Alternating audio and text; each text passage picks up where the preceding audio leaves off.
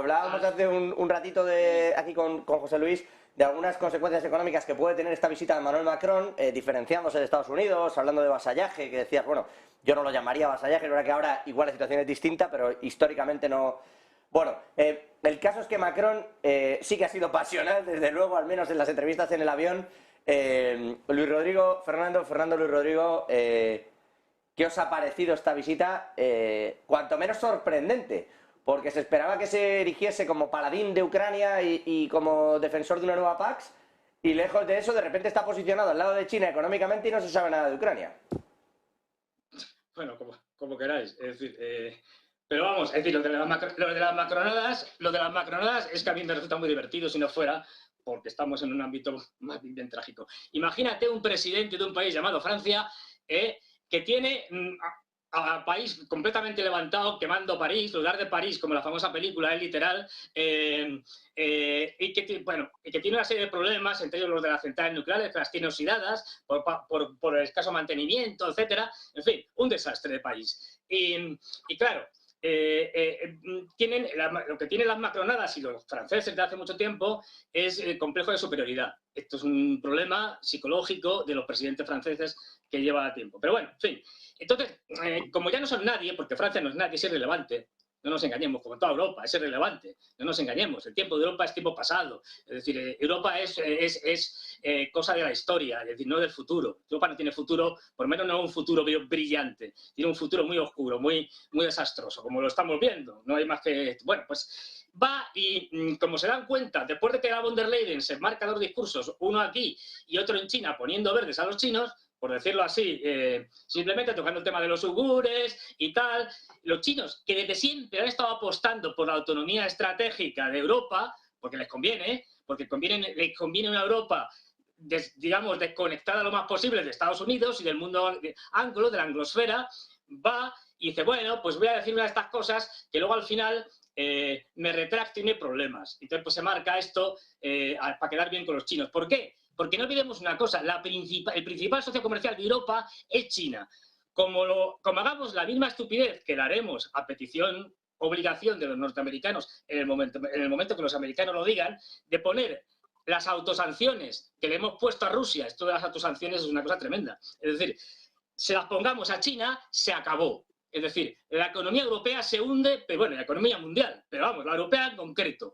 Evidentemente, como se han dado cuenta de la absoluta irreflexibilidad de sus posturas, han deambulado todos, empezando por Pedro Sánchez y luego Macron y tal, creo que Borrell también irá, y estas cosas. Es decir, a hablar con los chinos, a decir, oye, pues, fíjate, oye, que no, que esto que se lo decimos a los americanos porque les gusta ir estas cosas, pero de verdad que te queremos mucho, señor Xi Jinping, y que no vamos a ponerte sanciones. Mentira. Esto, no olvidemos una cosa, este es el señor Macron, el de la muerte cerebral de la OTAN, ¿os acordáis de la muerte cerebral de la OTAN? ¿Y qué está haciendo ahora la OTAN con su muerte cerebral? Pues ahora parece que está sanísima y Macron es el primero en apuntarse a mandar carros de combate o a mandar los Leclerc o a mandar los famosos estos cañones autopropulsados que al final acabaron. Es decir, termino con esto. Termino con esto, José. La última vez que Francia tuvo una postura más o menos independiente en la esfera internacional fue en el 2003, cuando Dominique de Villepin, en el Consejo de Seguridad, le dijo a los norteamericanos que si presentaban una propuesta de invasión de Irak, se le iban a tirar abajo con su derecho a veto. Desde entonces, es vasallaje puro y duro. Me da una alegría, con el vasallaje, me da una alegría, pensé que se iba a ir hasta Charles de Gaulle. Voy avanzando, poco a poco. Luis Rodrigo. Sí, bueno, a mí la verdad es que el término este de las macronadas yo no veía algo similar desde el neologismo también de las carmenadas, ¿no?, que se hablaba hace unos años. Pero bueno, volviendo a Macron y a las macronadas, como decía Fernando, al final yo creo que a todos los presidentes, bueno, aquí en España se habla del síndrome de la Moncloa, en Francia también está el síndrome del Elíseo. Yo creo que el síndrome del Elíseo a Macron ya le ha llegado, al final tiene bastante con la que tiene en París. como para estar haciendo giras. No digo que esas giras no sean necesarias, pero yo creo que la labor ahora mismo del presidente francés es resolver los líos que tiene fruto del sistema de la reforma del sistema de pensiones, pero también hay que tener claro que bueno, más allá de que el presidente Macron haya invitado a la presidenta de la Comisión a ir allí y a unirse a la delegación francesa, es que Macron ha llenado el avión presidencial de empresarios. Es decir, en un contexto de guerra en Ucrania, la economía francesa está mirando a China, como muchas otras, pero desde ese punto de vista yo solo veo una jugada bastante aceptable, ¿no? Más allá de que dejes la casa en llamas para irte a hacer una gira por China, pero al final es que China lo decía antes, ¿no? Está a veces la primera o la una y media, en todo caso está entre las dos economías mundiales. Es decir, en un contexto de crisis hay que diversificar, de crisis fruto de Rusia, es decir, la tercera pata sería Rusia, le hemos impuesto sanciones, como diría Fernando, también nos las hemos autoimpuesto, pero es que al final tenemos que mirar también a China y eso es innegable. La visita de los grandes líderes, pues es que yo recuerdo visitas de los grandes líderes desde bueno, pues yo creo que antes de Merkel, que Merkel se tiró 16 años en la Cancillería, ya iba el canciller Schröder, es decir, los viajes a China son una frecuencia, algo frecuente en la escena europea. ¿Cómo o bajo qué trasfondo se llevan a cabo estos viajes? Bueno, pues eso ya puede que sea diferente y es lo que marca cada viaje. Recordar simplemente, bueno, que el viaje de Pedro Sánchez, yo más allá de una estrategia, ahora que leía que quería ser también, hilando un poco con lo de la muerte cerebral, otra de las macronadas que decía Fernando, Pedro Sánchez, que también quería ser ahora liderar la OTAN, bueno, pero más allá de eso, yo la visita de la OTAN, de Pedro Sánchez a China la enmarco en el hecho simplemente de que España asumirá la presidencia rotatoria el próximo 1 de julio, la presidencia de la Unión Europea, con lo cual yo también como español quiero que mi país pues tenga una cierta relevancia, aunque como decía Fernando... Y no quiere creer, Luis Rodrigo, que esa visita haya sido puramente personal, porque si no ya apagamos aquí la luz y lo dejamos todo, claro. Sí, apagamos la luz y entramos en tinieblas, ¿no?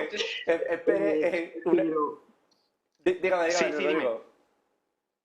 No, simplemente decía eso, que al final, bueno, pues yo no soy tan pesimista como Fernando, yo creo que los europeos tenemos algo más que decir, no, yo creo que somos fruto de la historia, pero también tenemos un futuro que depende de nosotros y no soy tan pesimista en ese sentido, pero volviendo un poco a las macronadas y a la visita del presidente Macron, recordad que es que llevaba el avión presidencial repleto de representantes de agentes económicos. Eso, si me permite, me ha gustado bastante, eso de, en vez de hablar de Ucrania, llenar el avión de empresarios, eso...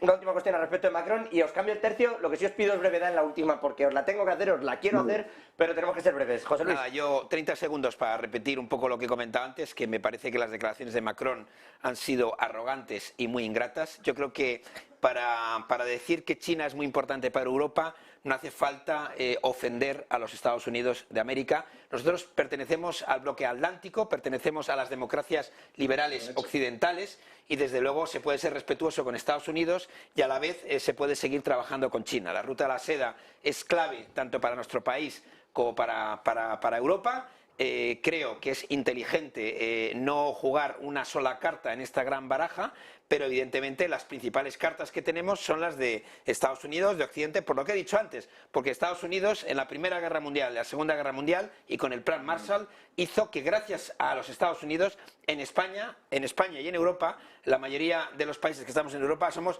democracias liberales activas, si no quizás ocurría otra cosa, ¿no? No me quiero